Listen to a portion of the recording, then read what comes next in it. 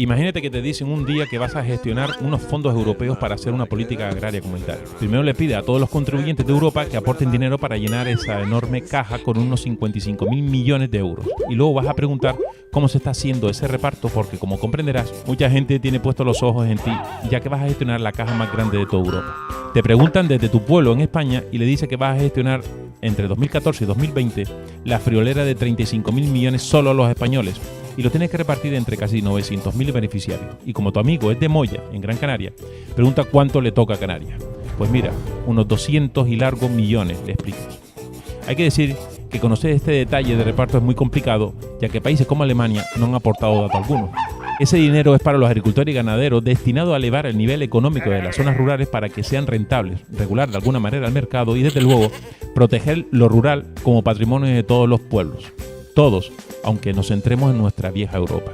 Lo primero que te llama la atención después de estar horas mirando un listado de perceptores es lo que has oído muchas veces. Un 20% de los beneficiarios reciben el 80% de los fondos, mientras que el 80% restante ingresa solo el 20%. Francia es el principal perceptor, pero en Italia y España se concentra el mayor número de empresas que reciben más de 1 millón de euros. En el 2008, en toda Europa, hubo 710 beneficiarios que concentraron el 10% de todo el dinero. Casa Real Británica, el Príncipe Carlos, el Duque de Westminster, el Príncipe Joaquín de Dinamarca, numerosos miembros del Parlamento, el Ministro de Agricultura holandés, la conocida Duquesa de Alba y un largo etcétera. En Bélgica, el Banco de Crédito Agrícola, Nestlé y BASF estaban entre los máximos perceptores y, como no, recordemos también a nuestro querido ministro Cañete. Luego se ve que los principales beneficiarios de subsidios a la exportación entre el 99 y 2003 fueron cerveceras como Heineken o la tabacalera Philip Morris. Y en España, pues vaya, el 16% de los beneficiarios, el 16% se queda con el 75% de todas las ayudas. Es decir, que la inmensa mayoría, el otro 84%, rasca solo el 25%. Olé España, es que somos diferentes en todo. Casualidades de la vida que desde este 84% de rascado van desapareciendo más de 30.000 explotaciones familiares por año, reduciendo su renta agraria en un 27% en los últimos 7 años, asfixiados por unos precios injustos e insostenibles que en la mayor parte los imponen los grandes. Recordemos que en Canarias se han perdido en los últimos 15 años 2/3 partes del terreno cultivado. ¿Casualidad?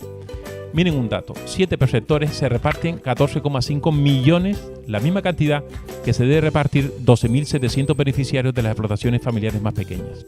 Y en ese gran colectivo de los rascados hay más de 160.000 que no llegan a cobrar los 300 euros. Ah, por cierto, es intención de Agricultura que ese colectivo desaparezca en un plazo de 3 años por considerar que quienes cobran esa ayuda no pueden ser calificados de profesionales, como puede ser el Príncipe Carlos, gran profesional agrícola, como todos ustedes saben. ¿Y los perceptores de estas ayudas en España? Bueno, la lista es bastante grande, pero están Ero, Tarradellas, El Pozo, Campofrío, García Garrión, Juliana Boní, Mercadona, Carrefour. Un momento, ¿Mercadona?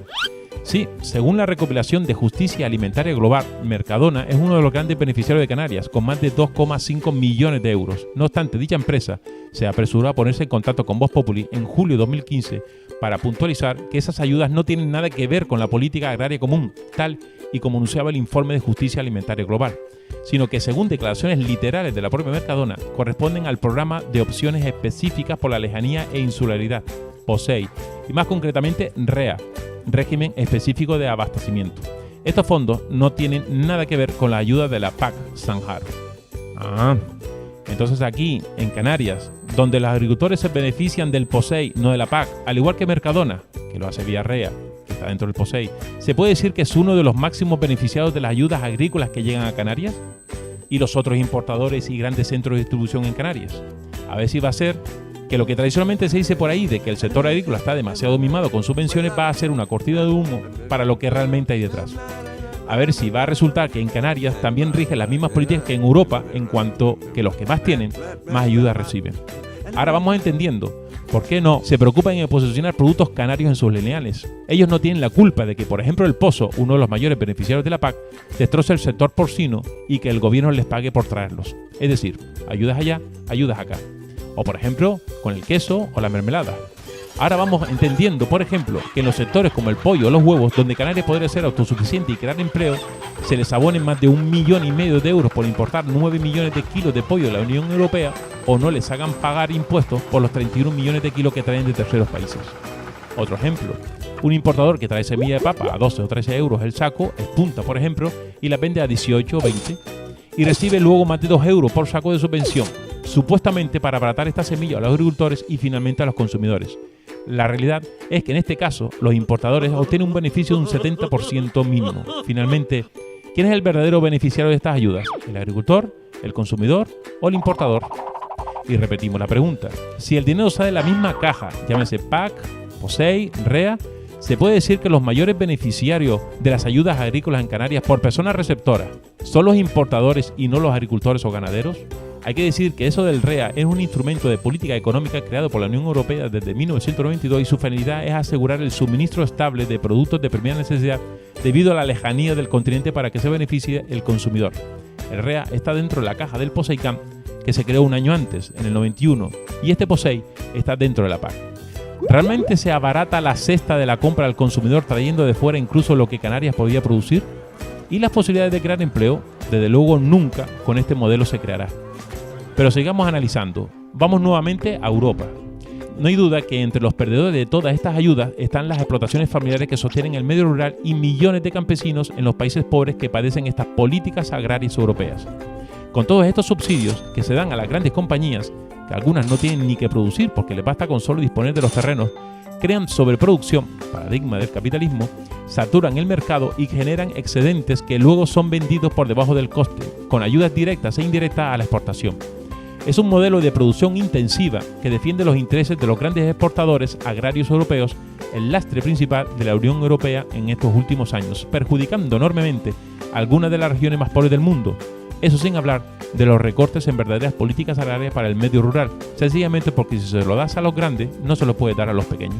Cuando una empresa está súper protegida en cuanto le subvenciona sus exportaciones, sus extensiones y producciones, y luego la PAC, por otro lado, restringe la entrada de productos a Europa de esos países más modestos, hunden los precios internacionales y arruinan a los más pobres.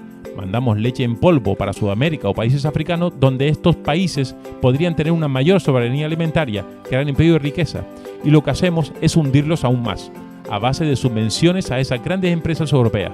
Así, el pequeño ganadero de esos países más pobres van abandonando poco a poco su ganadería. Vamos nuevamente a Europa. Basta con mirar a Canarias para ver que las repercusiones y la realidad son las mismas. Eso sí, si en Canarias la situación es lamentable por la pérdida de soberanía alimentaria y de empleo, es decir, generación de pobreza, en estos países más pobres es sencillamente asqueroso y repugnante.